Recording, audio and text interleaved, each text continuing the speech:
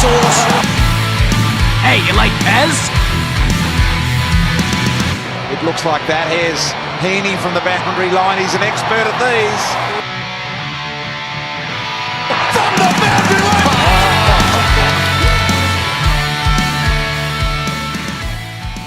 Hello and welcome to Behind the Boundary podcast. I'm your host Pez. I'm here with Sauce, and Sauce, I'm still wiping dribble off my microphone, and not because of what I've been saying. No, not at all, Pez. Welcome. I'm still mesmerised by the feat that we just watched, Pez. We were watching the world record, not even world record though, it was just the hot dog eating 4th of July weekend contest, and wow.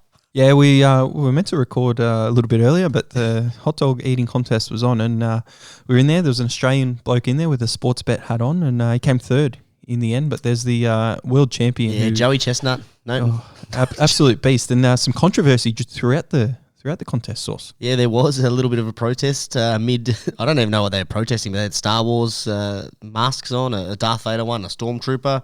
Halfway through, the protester steps on stage. Joey Chestnut, the legend grows, Pez, just puts him in a headlock, pull him down at hot dog 17 when everyone else is on hot dog 5. Pulls away for the win, Pez. Just choker holds him. 63 hot dogs later, you little ripper. You got to be spewing it wasn't this weekend, and could have added Joey Chestnut to the to the bet slip. Oh, good money for it, Pez. Good money. He would have been paying very. He would have been short that bloke. But the Sydney guy, well done to him, coming in third. That was great guns. But yeah, minus 3,000 he was, Pez. Well, we are here. Minus 3,000. That's huge. The next competitor was plus 900. That is massive. That means you got to put $3,000 down to get $100. Yep. That is ridiculous. That was 5 days ago, so he didn't disappoint. Well, enough with the hot dog eating contest. So I was going to order it in my groceries. I was going to order 48 hot dogs. How many hot dogs do you reckon you could get down, Pez? 7. For 10 minutes, you reckon you get 7 down? I reckon I could eat 7 in 10. You eat more than 7, Pez. You're giving yourself they're not that big. What are they? They're not Frankfurts. A little bit of normal one, and it's quite a disgusting type thing where they're dipping it in water and putting all. One guy had a red hand, one guy had a green hand. We don't know what they were doing. Don't know what I was doing. But they weren't up there in the podium in the end, so no, it wasn't the right technique. Just scrunch the bread up. What would you go with? Would you go hot dog on its own or the full dog and roll? Hot dog on its own. Dip the bread in a bit of water, mush it up a bit, and try and slide it down the throat. Yeah, right. Yeah, clever discussing this. I'll tell you what I'm going to do for dinner, Pez. I'm going to send you a kilo of hot dogs. I'm just going to see if I can knock them off. A kilo? What's a kilo? Maybe 10 hot dogs? I don't know. It depends if you get the little Frankfurts or you get the big ones. You got to get skin on, I guess, because I do like the skin on. Yeah, they look like that. They were barbecued though, not boiled. Well, that would be a little bit scratchy going down the throat. Actually, I don't know. I reckon the boiled ones we could do better. Actually, better than 7. I reckon I can do 10. I'm just remembering that guy putting all hot dog out of his mouth and in his beard and stuff. It is quite disgusting if you haven't seen it. But we're here. That's how good the week of footy was, Pez. We're here to talk AFL, Sauce. And, sure. Looking at the ladder after round 16. From position number 2 all the way down to position 9, there are 2 games separating all of those teams, with Melbourne out ahead by a game, the Bulldogs behind in 10th, behind 9th by a game. So they are, the competition is close, as it always is at the top end. The bottom end is where it's not that good, and I can eliminate 3 teams pretty comfortably. You still think GWS are in with a chance for finals? Yeah, they get a nice win this weekend. They're still in there. But Pez, we spoke about this last week. The separation from the top to 13th is minute, and it's, you look at the last 5 matches. The team that's sitting on top is the only team that has a losing streak in there. They have the last 5. They've won the last 2, lost the 3 before that, and outside of that, they're the only team outside of St Kilda that have back-to-back losses until you get all the way down to the 11th spot in the Gold Coast Suns, Pez. Yeah, well, in recent times, so that's there ready to go. But there were a couple of really great games on the weekend. I really enjoyed the Carlton-St Kilda game on the Friday night. Know a lot of Carlton supporters, and I thought they disappeared on Facebook. I didn't see any. Didn't see any on social media, Pez. No, they came back this year, and the ground was packed from what I hear, and it was very loud. We had a Adam Sard woofing as well with the left foot. Did you hear that? I did, Pez. I saw you get excited about that on Twitter. The little emoji there, little meme. Yeah, little woof from the office, but it was kind of a little bit ridiculous. I don't know. I didn't watch Ange. Was it Ange Christou in 95 or whatever? It might have been. Oh, I'm not sure. No, don't know what you're talking about there. Whatever the Carlton player's name is, he's the one that wanted them to do it, and every time he kicked it on his left foot, it happened. And they even did it when they were down and without a chance to win. So they were good. They stuck around there, and it was a very lopsided game at times. It was, and the inaccuracy of the kicking in that has to be brought up, Pez. You can't sort of talk about this without the kicking 10-18. But St Kilda really controlled the game. Just they've really worked out how to use Bradley Hill. They're just sort of giving it to him and just like, right, go. And Jack Sinclair was in ripping form. Not only his haircut, Pez, but controlling that midfield. It looks fantastic in there. Yeah, unbelievable. Just the lapses and the allowance to let Carlton have so many set shots, and they missed a lot of easy ones. St Kilda missed a couple of easy ones, but if Carlton kicked straight, Carlton win that game, and it cost them big time because they would have been secure in the top 4 for the time being, and now they're not with that loss, and they've got a bit of work to do for the rest of the season. Do you know who's good for you, Pez? And I know that you always make fun of this, but Membry, he's good for a couple of goals, isn't he? I know he kicked 4 on the weekends, but he's just good as that sort of backup forward. Yeah, well, they consistent for 2 goals. They changed it up a bit. They put Max King up forward a little bit and let Membry do his work behind the play because Carlton only had the one real big defender. So it worked out. He's been solid for quite some time. It has been solid for a bit. I mean, at least he got his name right there, Pez. I was, thought you were a little bit more impressed with that. Other cracking game that was on that same day, same weekend, Pez, was the Sydney and the Essendon Bombers, and the Luke Parker shrugging incident continues to get a little bit of fire behind it. Yeah, a lot of controversy. Essendon came out firing at him and tried to take his body out whenever they could at the start of the game. Sydney got an early lead, and then Essendon just fought back and a little bit hard about them, and were able to actually get over the line by 9 points at the end. And a lot of what I noticed on the weekend is a lot of players were grabbing their jumper after they kicked a goal. Yeah, did you notice that? Yeah, I did notice that actually. I don't know if there was a memo or something, but it happened in a lot of games. Do you think that was they're finally responding from Heppel's speech from 3 weeks ago when they couldn't put on the all together against Carlton, and he kept grabbing his jumper, the 150 celebration? Maybe it's just a ousting to that. Yeah, quite strange. But Sydney, they do this all the time, Sauce. That's a couple of losses this year that they've had. One at home to the Gold Coast, and this one now away from home, but against Essendon. It could cost them at the end, and they could have been really up there in a top 4, but they seem to do it year after year. They lose the games where they're really heavy favourites. Well, they're a young team, Spez, and we spoke about this early in the year, and I was all in on Sydney. I thought after the year that they had last year and how they surprised people, and the force that they sort of just demonstrated throughout the year, that they were there ready for the taking. Like Warner, Goulding, Lloyd. I mean, Lloyd's a bit older, but Papley, all these younger blokes, but. They look like they need something a little bit more, and maybe they're not the real deal, Pez. And a little bit sceptical about Fremantle this year, but Sydney are falling fast in the premiership stakes this year. Yeah, but they'll come out against the Bulldogs, and they'll probably perform a lot better, and we'll see what happens. Yeah, the Bulldogs aren't a contender though, Pez. Let's be real here. At the start of the year, I thought there was 4 contenders. I thought there was Melbourne, Geelong, Brisbane, and probably Sydney. They're the top 4 teams I had there, and your distant second was maybe Port Adelaide in there. But outside of that, I didn't think there was any other contenders. I don't think they're a top 4 contender anymore. Yeah, top 4 is going to be hard for them, but if the Bulldogs get in there, Bailey Smith comes back, they get the right pieces around, they can win. They can win games there, Sauce. I know you hate the Bulldogs. Oh, well, you saw what an actual contender did to them. Brisbane, what they did, they just tore them apart. They've got no scoring options down in their forward line, and against shit teams like Hawthorn the week before, they can just pile it on from anywhere. But you look at the game against Brisbane that they played, the Lions absolutely destroyed them, Pez. And if you're looking for team matchup wise, their midfield, they've got the Western Bulldogs midfield should have controlled that game against the Lions, and it didn't. They've got no scoring options there. Their defence is meh. But Brisbane, a team that's, I guess, depleted with injuries at the moment, they just made mincemeat of them. Yeah, well, the Bulldogs really strong in the midfield usually, so if they lose that battle, they're really going to lose out on the game. They've got a couple of holes in the ruck at the minute with Tim English, but Libba is an absolute star, holding that team together and gelling them together. One of the games of the round, or the closest games of the round, and one that separated the tippers this week was Gold Coast versus Collingwood, where Gold Coast were up at the end, a couple of minutes to go, and Collingwood made the comeback in a low-scoring affair. This was a great game of football, Pez. This literally was kick for kick, goal for goal, and you're right, one of those wayward 14 behinds went the wrong way throughout that game, and it costed a win for the Gold Coast Suns that they should have really had. But let's not diminish what Collingwood have been doing. Collingwood are fantastic this year. They're great to watch. They're high scoring. They have a real high risk, high reward football. Nick Dacos, is he not is he not having the best first year of any AFL player? He's a shoo-in for the Rising Star. Yeah, he's up there, up and about, going to win it with no opponent there at halfback and running around getting all those possessions. But Darcy Moore had a bit of a scare, and it says he's clear of any structural damage of the knee, which is good. Instagram and said that. Yep. Very, very good news there. But Gold Coast, one that slipped away, the third quarter was where it was at, where they kicked the 5 behinds, and they probably could have put the game to bed in that quarter, with Collingwood only kicking the 1 point. And the final one I want to speak about is the demise of North Melbourne, which has been happening for the last 10 years. They lost by over 100 points to Geelong.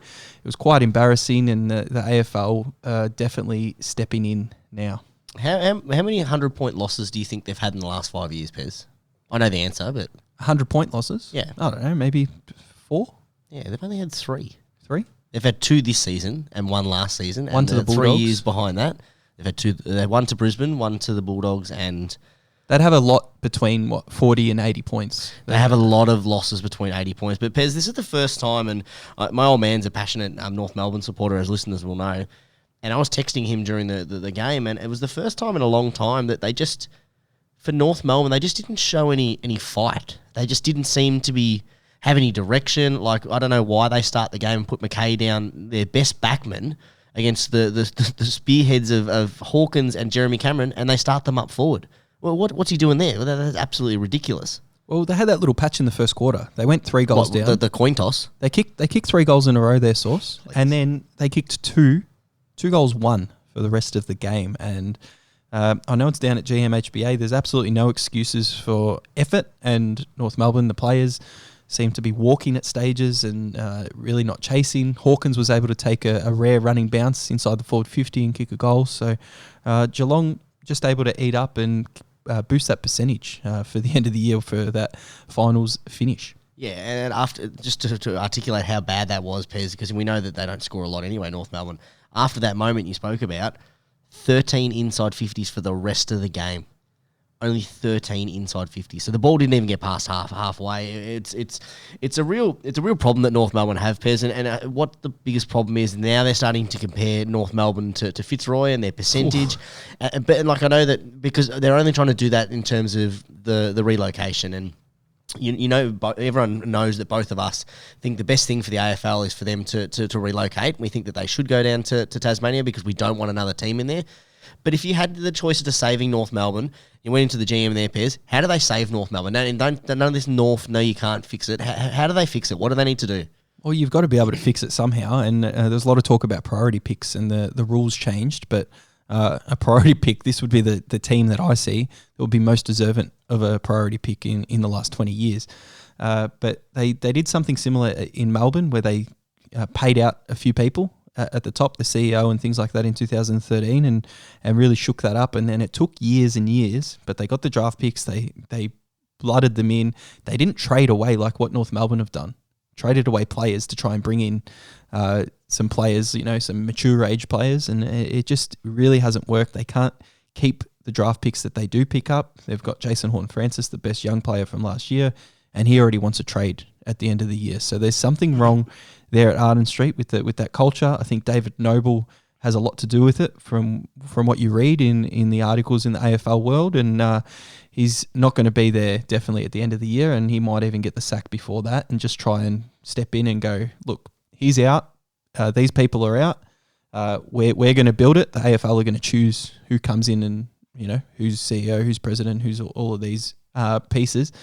Get in there, fix the culture, get the players there that want to play and want to put in effort, and you'll see a better performance in years to come. Okay, I like your plan. I like the idea of just you start from the top, get rid of that, and then sort of implement through. Working out who wants to be there is important, because you need people that are going to build a culture, because it's going to be a hard slog. These are the players that are out of contract at the end of the year, and just tell me whether you'd re-sign, keep, trade. Like, obviously out of contracts you can't trade, but Aaron Hall.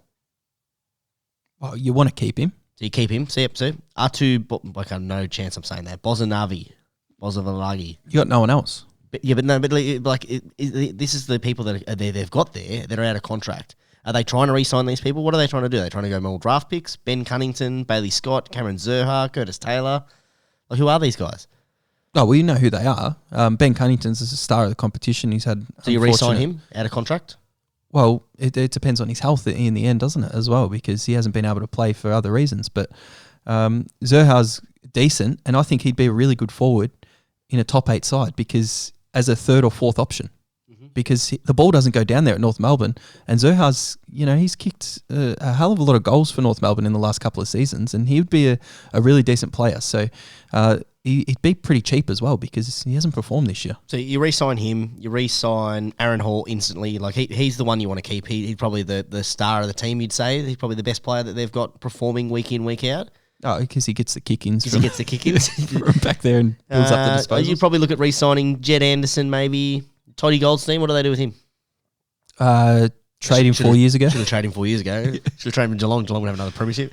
But that's just to show you what they've got to do, Pez. They've got a lot of work to do. I agree what you're saying. They've got to start from the top, and they need to. They either need to stop selling their games to all these other places, like North Melbourne.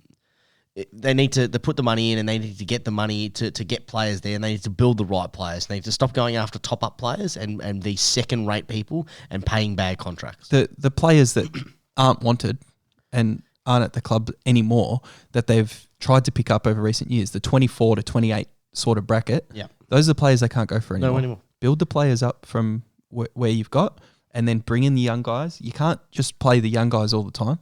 You have to play those mid-forwards and things, but you don't want to give up draft picks and you don't want to give up any concession for those top-up players that other clubs don't even want, who are the fringe players over there. Yep, trade all your assets, lean into it, get every single draft pick that you can the next 3 or 4 years and start building like the Gold Coast have. The Gold Coast went through a similar thing, and then they started to get the right people there. And they've got retention now, the Gold Coast. They've got retention. We spoke about that as well. So the other option is go to Tasmania, get the first 20 draft picks of... But will they get that as a relocation side? Is that what they're going to get? There's been talk about it where they get maybe 5 draft picks in the top 20. You get 11 games in Tassie, 11 games in Melbourne. But they've been down the bottom a long time, Pez. They've had all these options to try and fix that, and they've been unable to do it. So they relocate there. Does that change ownership? Do the AFL take over and they start drafting? The AFL are definitely taking over. That's what's going to happen this year with the review. They were one of the clubs not doing a review, which was crazy, pretty ludicrous with what was happening. In Noble we trust with a new coach and stuff. But enough about North. We've been going on about them. There you go. They'll keep North Melbourne fans happy for at least 3 or 4 podcasts, Pez. You gave a good solution how to fix them. You didn't rat on them once. Yeah, well, they're the worst team I've seen in existence, as everyone knows, in the AFL in my lifetime, and probably competing with University from the early 1900s. I'll bring back University. University of Tasmania, there we go, win-win. Oh, merge them. They're a merge them. Merge them, there you go.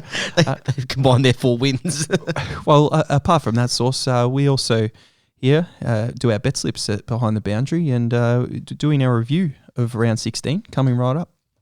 Soft review, it's no official review. How does it end? We don't know. They've kind of lost, but they've won as well. I'll be honest, Pez, I was happy to keep talking about hot dogs, actually. Hot dogs in North Melbourne, rather than review my last bet slip. It's very easy to notice when you have a bad week, Source, because you always bring up another topic and you just want to keep talking. But even though I'm trying to change the topic and go back to the AFL, you wanted to talk hot dogs. Piss off. You introed with hot dogs. No, don't. You did. You flew it over to me with hot dogs. A name like Sauce, how can I not talk mustard and hot dogs? Don't give me that dribble. But Sauce, one thing we do as a Twitter page at Behind the Bound is recap every single week. And it goes out every single week without fail. It doesn't matter if there's a plus in the units or there's a minus in the units. It goes out. So round 16, Sauce, we started off Brisbane versus the Bulldogs. I had the 1 unit on under 205.5 points. Brisbane to win the match, and the Bulldogs total game score under 80.5. And first quarter was a little bit strange when the Bulldogs were going forward, but then Brisbane took over from that second quarter, and that looked comfortable most of the game, returning that 1 unit and a bit more. So started off with a win. Yes, it did start off with a win, Pez, and mine did not. And there weren't many that started off with a win for me, Pez. It's a common trend, you saying this all the time. What?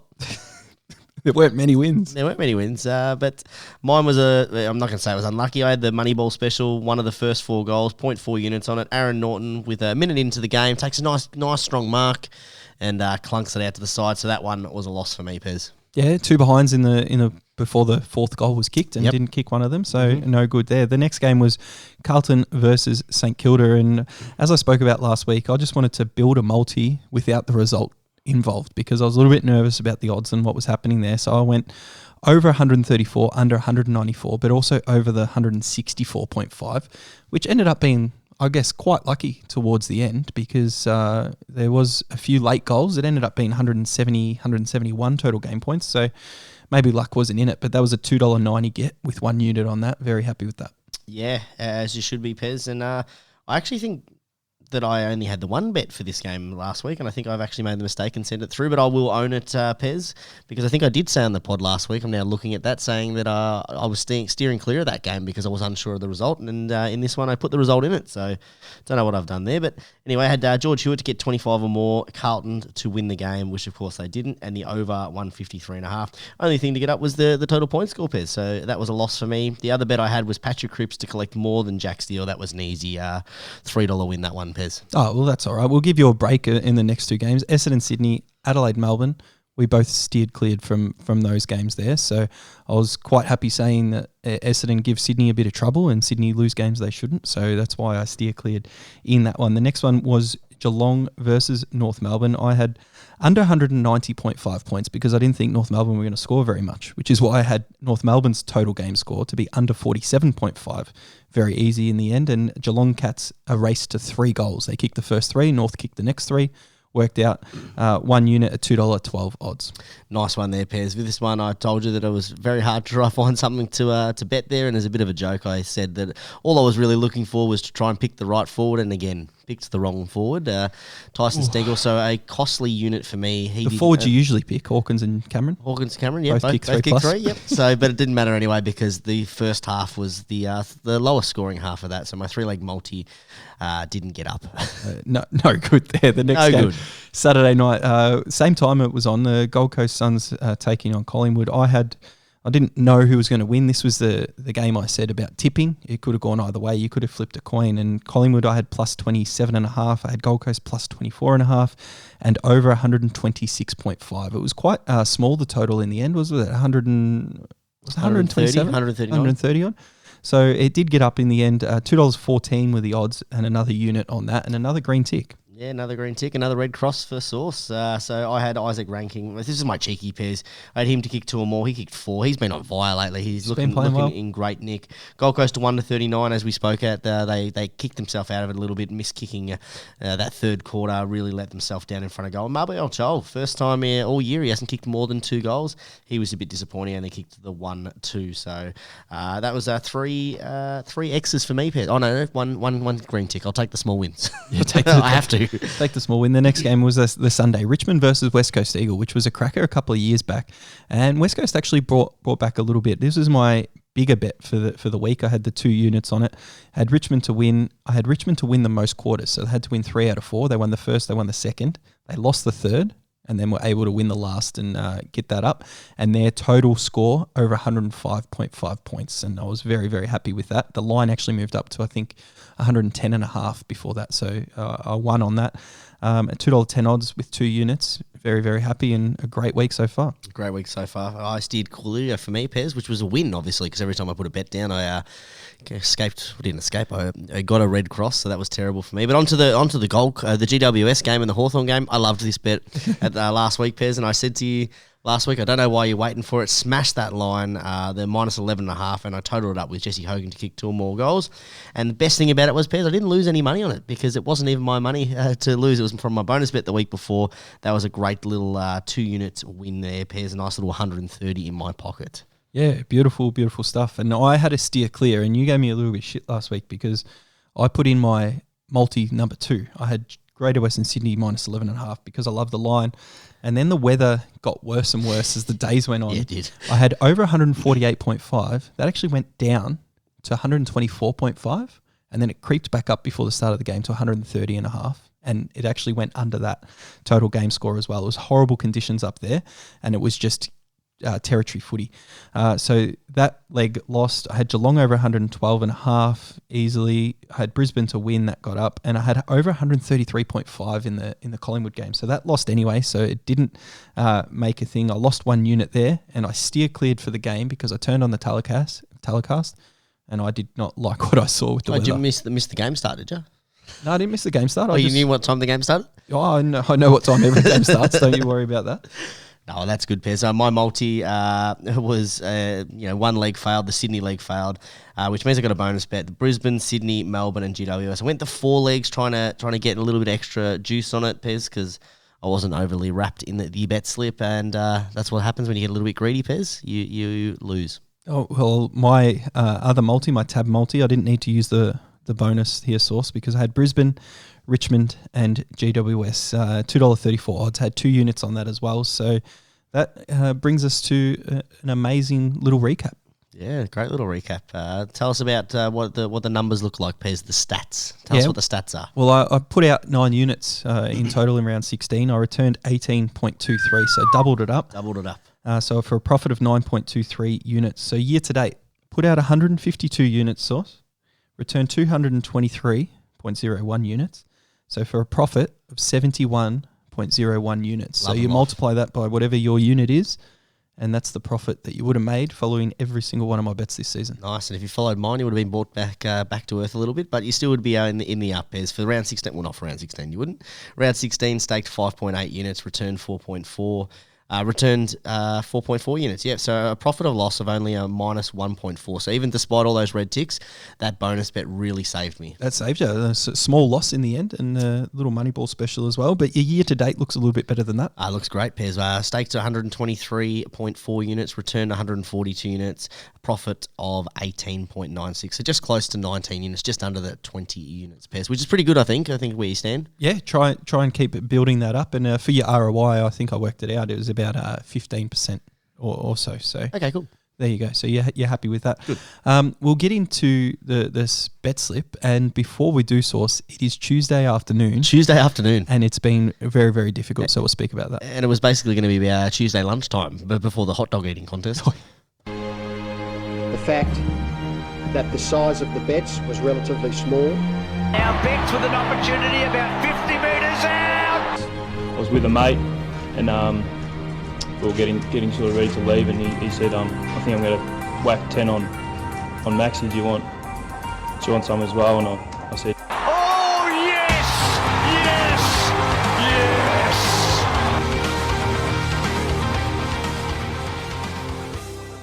And despite being Tuesday, Pez, we're still going to get into the specials. Cyril takes a special and goes bang.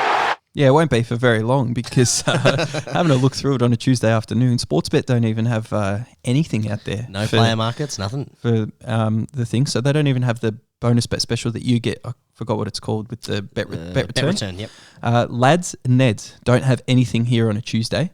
Bet365, they've always got theirs. Tab do have their 3+ head-to-head special, so we can pop it on there. And they've got the 4+ leg same game multi. Moneyball don't have any specials out yet. And yeah, they do. Moneyball have got specials out. I just had a look like 10 seconds ago. You must be banned, Pez, because I've got Moneyball specials in there. Oh, well, you'll have to share them. I'll share them just while I log in. The authentication process, Pez, I definitely have put them on. I think it's for the Brisbane game and one of the other games, obviously. Yeah, well, I've got absolutely nothing, just having another look at my Pez, app. are you banned? Surely not. Moneyball specials, all events. Hawkins or Fritsch, one of the first 4 goals. Cats vs Demons, one of the first 4 goals. Either Bailey Fritsch or Tom Hawkins, $4. And McRae versus Mills. So Swans versus Bulldogs, disposals head-to-head, max bet of $10. Jack McRae to collect more disposals than Callum Mills. Pez, you are out ski. All I've got is just the games and the odds there. You did this last time, Pez. You got to go for those novice to betting, Pez. You got to go to sports, and then at the top there's a little thing that says M.specials. You click that, and you go all events, not the next 24, and that should show you all of the things in the next that they're offering there. Yeah, they're locked at the moment. Locked, because you are banned, sir. You are banned. I haven't got an email. I'll have to check my emails after this. But there's the Moneyball. So if we are to put that out and the specials tomorrow, source, I might need your help with seeing what some of those are, and then blue bet from there. So the specials aren't out on Twitter at Behind the Bound, not just yet, because it is only Tuesday afternoon, source. So we're very scarce with what we're putting down for round 17 at the moment. Yeah, and we're doing that because you're going away and I'm unavailable the next couple of days. So what we're going to do is we're going to still talk to our bets, I think, Pez. We'll still talk to not our bets, but we're actually put down yet, because we are not just going to be putting down bets for the sake of putting down bets, but we're going to be putting down what we think is going to happen, how the game might unfold. You might be able to put it together with something close later in the week. We still will release a bet slip. We'll do that via our Twitter, as always, Pez. Where can our fans find that? Yeah, at Behind the Bound, as always. So if you don't have an account, create it, follow along, and you've got all the units that we put out there, and sometimes even the live bets throughout the round when we see something we like. So we start off with the first game on the Friday night source, or the Thursday night footy. Thursday Geelong night footy, taking on Melbourne, this is an absolute 1v2. cracker. 1 versus 2 at Alphabet Stadium, as we know. Geelong taking on Melbourne. $1.92 is even money, Pez. The plus 0.5 is going in favour of Geelong Cats, the minus 0.05. So they're still, it's not a money in line here, Pez. It is a split still. We have got our line, and the over-under total game points 156.5. Pez, I'm really interested in this one. Obviously, you think you know that I'll be on the Cats here, but it's not just in terms of my own fandom here. I believe Melbourne have been extremely out of form the last couple of weeks. Obviously, they've had the 2 losses in there, and they've come, they've beaten some teams they're meant to beat here. Their forward line is in trouble. It's not in the same form as it was last year. A lot of their forwards, are not performing at all. Brown and Fritsch, Keziah Pickett's in there, and they're averaging a goal. Petrarca's down from goals last year. I'm really, really concerned for Melbourne's forward line, and that's why I think Geelong are going to take this game out. Yeah, well, Petrarca's goal kicking is a little bit of a concern. He's when he has had shots, he's a little bit inaccurate as well. And they're just getting some other players back and things like that. But Geelong, down at Alphabet Stadium, how can you go past them and look at something like that? But what I'm probably going to do, I haven't put it down yet, Source, so I'll have to put it down in the next couple of days.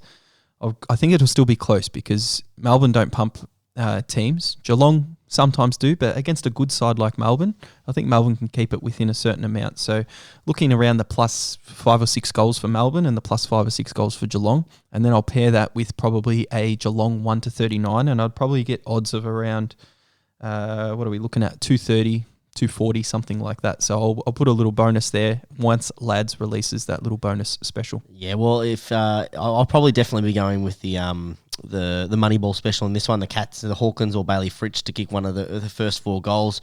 Again, I've probably picked the wrong forward there, but as I said, the Melbourne targets down there, Bailey Fritsch is the only one sort of playing well. He's averaging two goals per game. The rest are 1.7. Tom McDonald probably out still. Sam Wiedemann, he's only averaging a goal, so I like my odds there.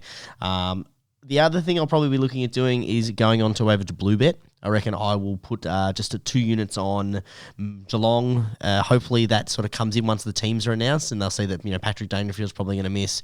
Melbourne might have a couple of ins there. Hopefully that creeps up to the $1.99. Hoping to have the 12-point special back. Well, it does have the 12-point special Odds back. It's done to the end of the year, Pez. So I'm hoping that'll there, and that'll salute early, because Geelong normally do pump teams early, and then Melbourne work their way back. So that'll be the Thursday night game. 2 good teams on the Thursday night. So looking forward to that one. Actually, not a bad round of footy, Pez, this one. Good round of footy. Friday night looks like a decent one as well. Sydney trying to bounce back from this week against the Dogs, who had a shocker up in Brisbane. Correct, Pez. The Swans come in favourites, $1.57. Surely that is just home ground advantage there, Pez. This one being played at the SCG. Western Bulldogs, 242 outside. After a couple of easy weeks, Pez. They've had a couple of little touch-ups there. They obviously got touched up by Brisbane, but before that, going nicely. Minus 8.5 is the line. Over under 157.5.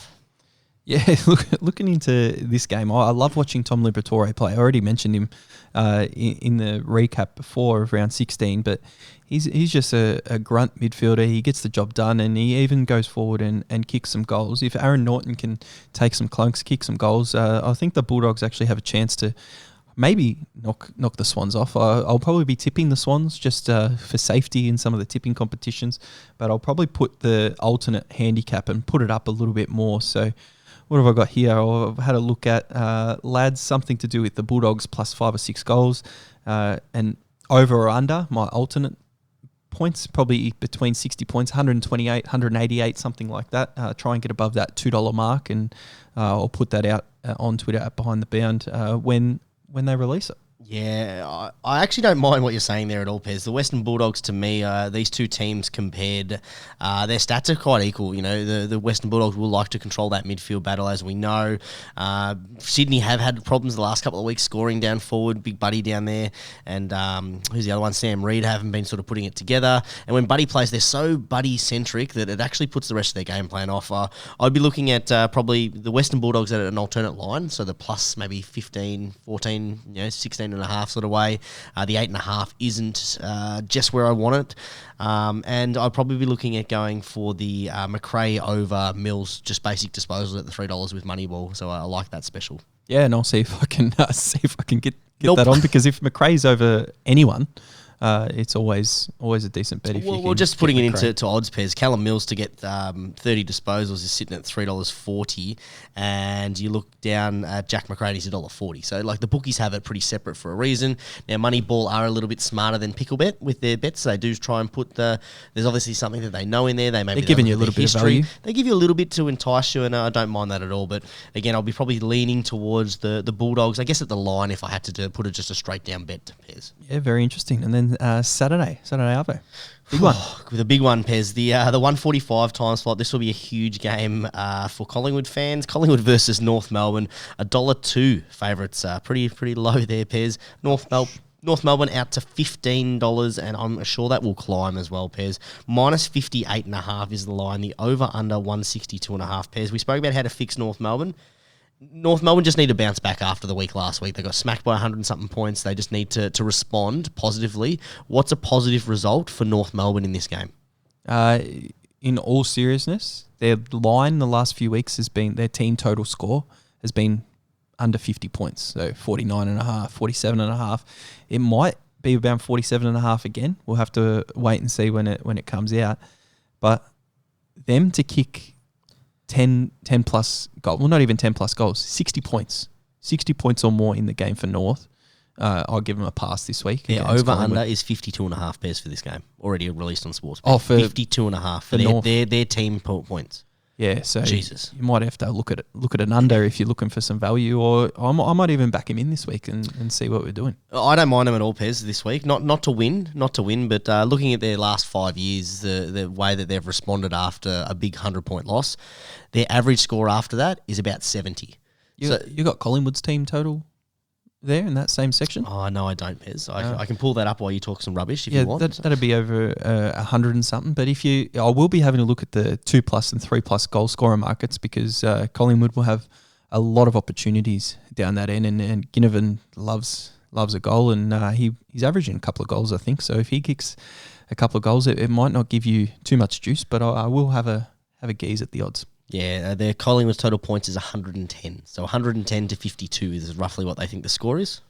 Yeah, well, see, that's still high, because if North decide to, we don't want to lose by a lot, we want to hold the ball up a little bit. They don't have the skill to do that, though, do they? So I'll have to look a little bit deeper into that game to see if I can get something of value. I'm definitely looking at the overs. I think they'll get over the 52.5. I think Collingwood still win. I think I'd probably be looking at it some sort of partnering it up with an alternate handicap, maybe like a minus, probably 4 goals, about 24.5. And I'd back North Melbourne in at the line. So I reckon that they win by about 30 or 40 points. And I think that they can get that done. So I'll probably put that together in a same leg game multi. That'll give me about, maybe 350 odds or something like that. Put yourself to the test here. It'll be good to look at the bet slip, and you're going to listen back to yourself and see how correct I was. Yeah, cool. All right, let's get into the next game. Pairs, Gold Coast taking on Richmond. This would be an absolute cracker. The 4:35 time slot is the only disappointing thing, Pairs. That yucky time slot that you in between dinner, getting ready to go to the pub. $1.92 each way. Bookies can't separate this one. Minus 5.5 is the line. Leaning towards Richmond. Minus 0.05. Sorry. Over under 165.5. Yeah, it's come in 2 points, I think, already because Dustin Martin is announced out. He got subbed out of the game last week, and he was in stellar form in that first half against West Coast. It's very tough because Richmond are probably going to be missing Prestia from knowledge. It was a pretty big concussion. Yep. Dustin Martin out. That's 2 big holes in their midfield. I know Shea Bolton is an absolute superstar of the competition. Love watching him play. But can the Gold Coast, put something together? What's the weather going to be like? It's going to be an afternoon game. A lot of factors to look in before I have a look at odds. Yeah, Pez, I like this one, and I actually jumped on earlier, and this is one of the only bets I actually put down outside of my multi. I put 50 on Gold Coast as soon as I found out that Dustin Martin was out, and took into what you said. Presty are probably going to miss. They'll want to respond over the last 2 weeks. They've fallen short the last 2 weeks, just against Port Adelaide and obviously the Pies. $2 odds I got them, Pez. I staked 52 units on that one. It'll be a big midfield battle. A huge midfield battle, and I think that's what they'll do. What It's in Gold Coast.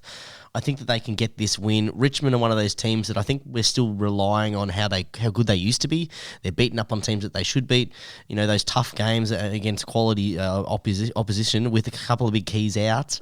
I just don't know. So I've put that bet down with Blue Bet, Pez. 50 on that one, 2 units with the 12-point, hopefully up at halftime pays out. Yeah, I need a couple more days on that one. Of course you do, Pez. Speaking of not separating, Pez, this is the third game that the bookies can't separate. St Kilda and Freo. $1.92, same story as the last one. 0.05 is the line, and the over-under 158.5. Pez, this is a really tough game because I think Fremantle earlier in the year, they snuck a quality win against the Saints, if I remember correctly. Saints got them over there, mate. It was the other way around. Sorry, that was early on. Saints got a 10-point win from a comeback in a low-scoring affair over there, but Fremantle away from home, Marvel Stadium. We do have to see what's happening there. If Paddy Ryder can back it up and play 2 in a row, they've got Rowan Marshall, who came on and ran out the game against Carlton, which was good to see. So if they've got that ruck duo, they make a couple of other decisions at selection and just continue to stroll, they can compete here against Fremantle. I'm not putting any money down on this, and I'm probably not going to put it out. It'll be a steer clear for me, but looking really forward to seeing the challenge for St Kilda to try and take away that Essendon loss, which was so crucial to their finals hopes.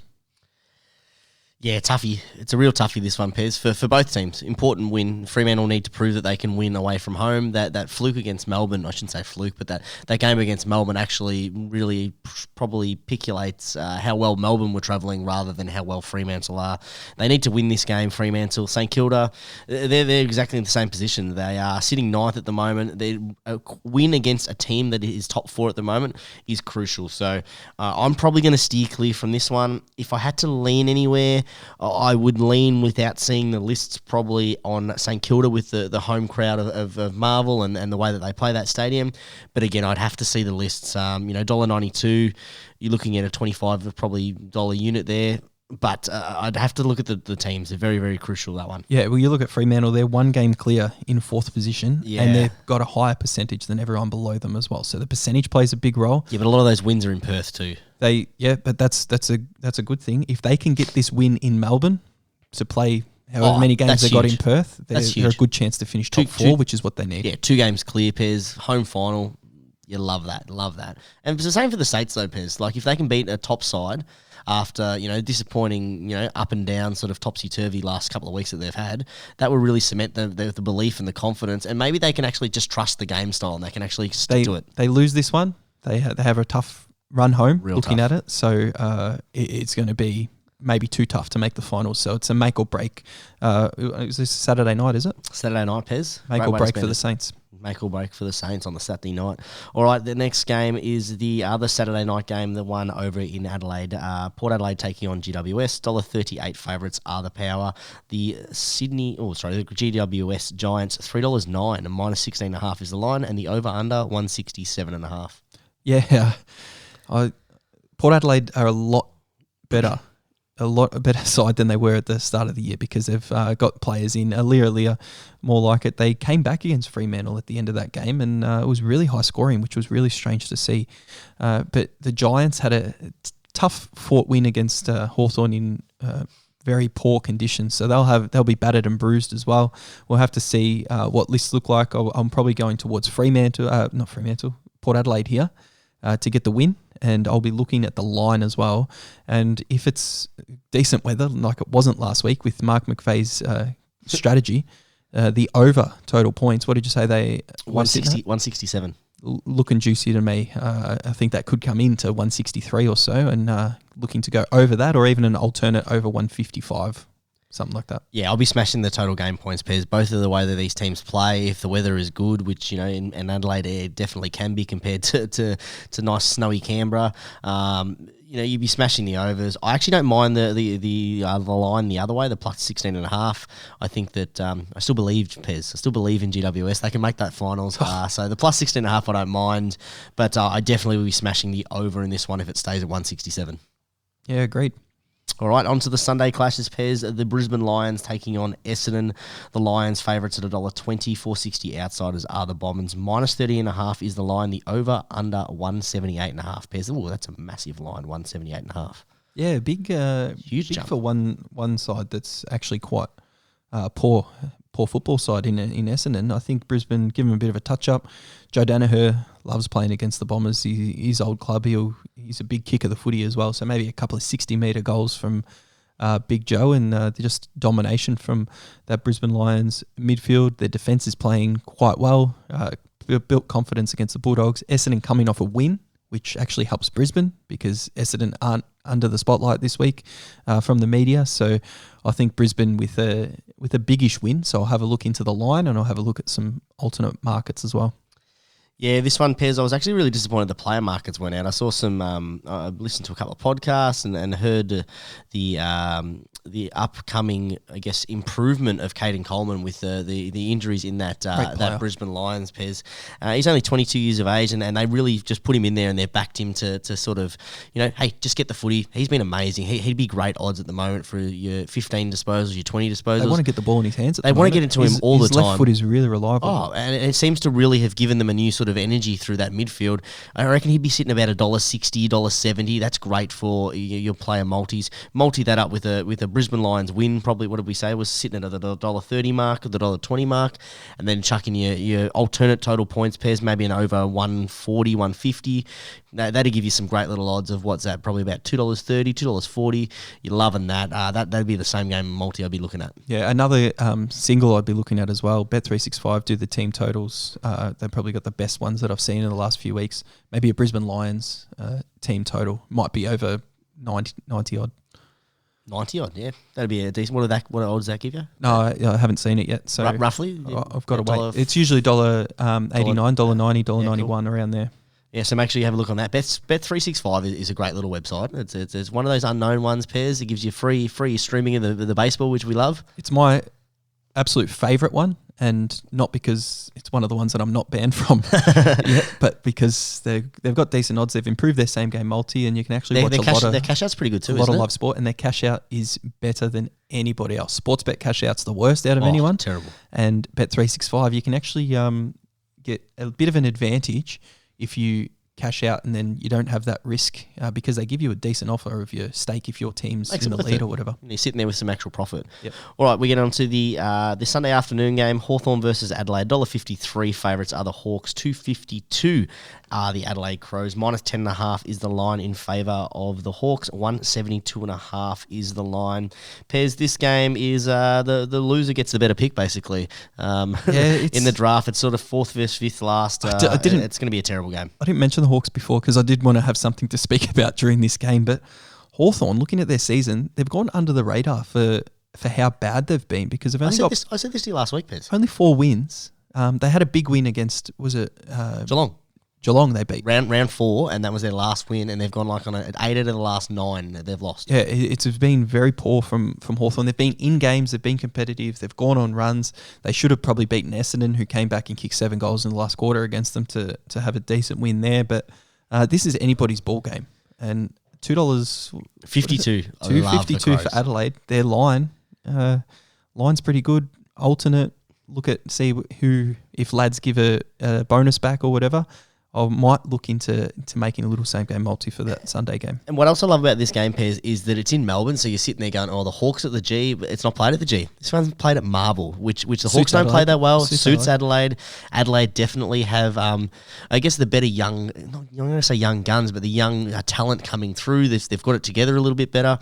Hawthorn, they remain in games, but just because they're remaining in games, we're sitting there going, oh, well, they stuck with it, but they're still totaling losses. I don't mind the plus line, the plus 10.5. Norf, and I love the 252. If you can partner that up, that'll probably where my cheeky will come from. Right. I'll put that in there with a couple of, maybe an over. The over, I wouldn't go over 172. I'll probably alternate line. Love that. Make no mistake here, there's no tanking in this because Adelaide listed players and Hawthorn listed players, some of them playing for their careers as well. Exactly right. So they're going to be on hammer and tong under the roof at Marvel. It should be a great contest. Should be a great contest. Speaking of things that will not be a great contest, West Coast taking on Carlton. $3 two favourites are the West Coast Eagles. $1.39 Carlton are the favourite. Minus 17.5 is the line, and the over-under 158.5. Pairs that already screams to me that the weather is playing up over in Perth. Or that West Coast just can't score, but they have been scoring quite high in recent weeks. Averaging about 70 or 80. They are missing a couple of players. Yo did his hamstring on the weekend against Richmond, and was it Shuey I read who is just out for another extended period of time, another important midfielder there. Nat Nui came back, played some decent ruck minutes on the weekend, so it's good for him to get a run, and hopefully his knees hold up because we'd love to see a up and firing Nat Nui back in it. I'm staying away from this at the moment because I don't know what there is to offer in the next coming days with team lists and weather, lots of different factors. The only thing that looks like it's offering from the weather report, Pez, is a lot of rain. 90% chance of rain, 2 to 6 mils they expect at Optus. Okay, so maybe not as much rain as Giant Stadium, but if you can be a bit of a weather guru, maybe you could jump on the unders and then try and middle it if it goes down by a fair bit. Well, in comparison to the Geelong versus Melbourne game, we know that they can get showers down there. It's 5 to 14 temperature, shower or two, 0 to 1 mil, and a 50% chance of rain. So it's a pretty big swing. You can understand where the bookies are coming from with their cautiousness over that. I won't be touching this one, Pez. That's not a game. It's the Sunday afternoon game. Carlton have no back line at the moment. West Coast have no anything, and the line doesn't scream out to me anyway. Too many unknown factors. I will be steering clear from that. No, even if we did a podcast on Sunday morning, I'd be steering clear. Mid game, I'd be steering clear, Pez. You can lock that in, admin, Twitter BetSlip admin. Lock that in for a steer clear for Source. My multi I put together, and I've already locked it in Source. So if you're listening to the pod, the BetSlip probably won't be out yet. But this is locked in here. I've put 2 units on this 3-leg same game multi with Tab Richmond to beat the Gold Coast, Port Adelaide and Brisbane. $2.88 odds to return 3 times nearly. 3 times. To 288. Locked it in so much that you haven't even put it down, Pez. I'll put it down. It's right here. What do you mean locked it down 3 times? You didn't tell me the actual odds of it. 288. Oh, 280. Oh, so my apologies. Near 3 times. All I thought I heard was 3 times. What's your multi? My multi is a 3-leg same gamer. Pez, I've gone with a 3-legger. Geelong, Gold Coast, Brisbane. We're head to head this week, Pez. That gives me odds of $4.33, and I've jacked 2 units on it. Yeah, you like putting Geelong in there when they're $1.90, $1.92. Flip of the coin type of games. Source will always put his pussycats in there. I will always, yeah, of course, the $1.92, and especially when you're sitting second on the ladder, Pez, down at in home. Geelong, at home. There's a lot of factors that point to it. As I said, not just being a fan, the list stacks up against the Melbourne team that's playing at the moment. So we'll probably lose by 50. When was it? Was it last season they beat you? On the siren, last twice? round 23. Was it twice? Yep. Yeah. Once at the MCG, once at GMHBA. No, I think we beat them. Oh, that was a couple of years ago when Zach Tui kicked the game. Yeah, winner. we beat them in Melbourne where Zach Tui kicked it, and then they beat us in Geelong where Gorney kicked and that cost us a final series. Oh, well, there you go. Well, Geelong, you're only playing for what, 3rd or 4th anyway, aren't you? Yeah, pretty you much. Can't get past it. Can't get past the prelim. But that wraps it up on a Tuesday, 5 p.m. Not a lot to. Not a lot to bet on at the moment, just looking at different alternate lines and things. So hopefully that discussion helps out a few punters out there, Source, and you know where to follow if you want to get that plus in the units anyway. So at Behind the Bound on Twitter, you can see our bet slip come out before the first game, which will be Thursday afternoon sometime, I'm guessing, and enjoy the round of footy. There's a couple of days rest for us now, Source, where we don't have to work maybe until next Wednesday night or so. So yeah, we've got a week off, I think. Week off? What are you going to do, Pez? What are you going to do for your time off? My time off? Yeah. Well, I don't have COVID anymore, so that's a good thing. So off to Crown, maybe do a couple of things down at Crown this weekend. You can't talk about your gambling on a betting podcast. No. Trying to hide it. Well, not gambling.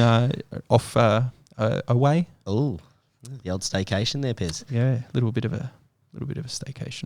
Oh, look at you go. Well, I'll probably just study the form guide. Well, you've already been to Gold Coast for the last week. Yes, did you just get haven't back? It was nice. Thanks for asking. No, nobody cares. You wanted to talk hot dogs instead of Gold Coast. So, Wrap us up, Pez. Come on. well, you can wrap your hot dog up on Pez. Peace out. I'm still sauce. We'll catch up next time. As always, if you're having a bet responsibly. You gave me that one. Now you're gone.